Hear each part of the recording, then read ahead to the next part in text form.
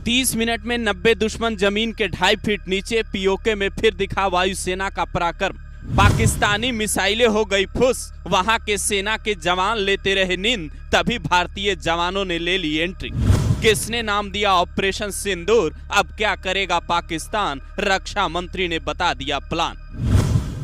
यह है उजड़ा हुआ पाकिस्तान का इलाका, जहां के 9 ठिकाने पूरी तरह ध्वस्त हो चुके हैं। जहां दुश्मनों को हिंदुस्तान के खिलाफ ट्रेनिंग दी जाती थी, वो अब जमीन के 2.5 फीट नीचे दब चुका है। भारतीय वायुसेना ने जो पराक्रम साल 2019 में दिखाया, कुछ ऐसी ही कहानी इस बार की भी है। लेकिन इस बार का मामला थोड़ा अलग है। इस बार तैयारी में लंबा वक्त लिया गया, क्योंकि ठिकाने ज्यादा थे। रॉ के एजेंट ने एक लोकेशन की पहचान की और उसके बाद भारतीय वायुसेना ने टारगेट लॉक किया।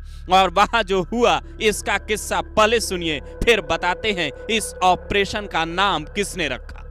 6-7 मई की रात भारतीय वायुसेना के जांबाजों ने फाइनल तैयारी शुरू की। फ्रांस से खरीदे गए राफेल फाइटर जेट्स ने एयरबेस से उड़ान भरी। उसमें हैमर और स्कैल्प मिसाइल लगे थे, जो सेकेंडों में सब कुछ तहस नहस कर सकते थे। पहले से ही तय जगहों पर राफेल ने एक के बाद एक निशाना लगाना शुरू किया, तो वहां नीचे अड्डों पर मौजूद दुश्मनों को ये पता तक नहीं चला कि जाएं तो जाएं कहां, भागे तो भागे किधर, क्योंकि हवा में किधर से कब क्या गिरता कहना मुश्किल था। नतीजा करीब 30 मिनट के ऑपरेशन में न सिर्फ 90 दुश्मन ढेर हुए, बल्कि दुश्मनों का हेडक्वार्टर, या यूं कहिए जहां सारे दुश्मन रिपोर्ट करते थे, जहां पूरा खाका तैयार होता था, वो जगह ही जमींदोज हो गया। मिट्टी में मिले ये 9 ठिकाने। मरकज सुभान अल्लाह ये बहावलपुर इलाके में था। मरकज तैयबा ये मुरीद के इलाके में था। सरजाल या तेहरा कला ये बहावलपुर इलाके में था।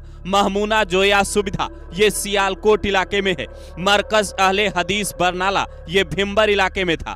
वहीं मरकज अब्बास और मस्कर राहिल शाहिद जो कोटली में था, वो इलाका भी ध्वस्त हो गया। मुजफ्फराबाद का शावई नाला कैंप और मरकज सैयदना बिलाल जो मुजफ्फराबाद इलाके में था, इन ठिकानों पर भारतीय वायुसेना ने बड़ी कार्रवाई की, जिसके बाद पाकिस्तानी प्रधानमंत्री शहबाज शरीफ ने बयान जारी कर इसे कायराना बताया, जबकि इंसानियत के नाते शहबाज को 22 अप्रैल की घटना को कायराना कहना चाहिए था। लेकिन कुछ ही घंटों की मीटिंग के बाद पाकिस्तान के सुर बदल गए। वहां के जो रक्षा मंत्री ख्वाजा आसिफ अब तक ये कह रहे थे कि भारत ने कुछ किया तो हम चुप नहीं बैठेंगे, वो अब कहने लगे हम कुछ नहीं करेंगे, कोई एक्शन नहीं लेंगे, क्योंकि पाकिस्तान को पता है इस बार अगर कोई गलती की तो इसका और बड़ा नुकसान उठाना पड़ सकता है। क्योंकि इस ऑपरेशन के बाद पाकिस्तानी पब्लिक गूगल पर यह सर्च कर रही है कि आखिर ये सिंदूर होता क्या।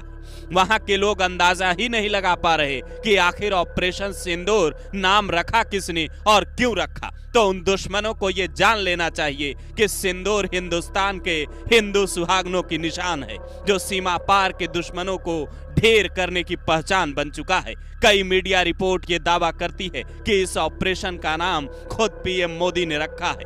22 अप्रैल की घटना में जान गंवाने वाले शुभम द्विवेदी की पत्नी ईशान्या ने इस ऑपरेशन को लेकर कहा, मैं प्रधानमंत्री नरेंद्र मोदी को धन्यवाद करती हूं कि उन्होंने मेरे पति की मौत का बदला लिया। ये असली श्रद्धांजलि है। शुभम आज जहां कहीं भी है, शायद बहुत शांति मिली होगी उसे। मैं बहुत छोटी हूं पीएम मोदी से कुछ कहने के लिए, लेकिन उनका तहे दिल से धन्यवाद रहेगा। इस ऑपरेशन के बाद से पाकिस्तान में खलबली मची है, तो वहीं पूरा हिंदुस्तान वायुसेना के पराक्रम पर गर्व कर रहा है। इतने बड़े ऑपरेशन पर सेना के जवानों के लिए सैल्यूट तो बनता है।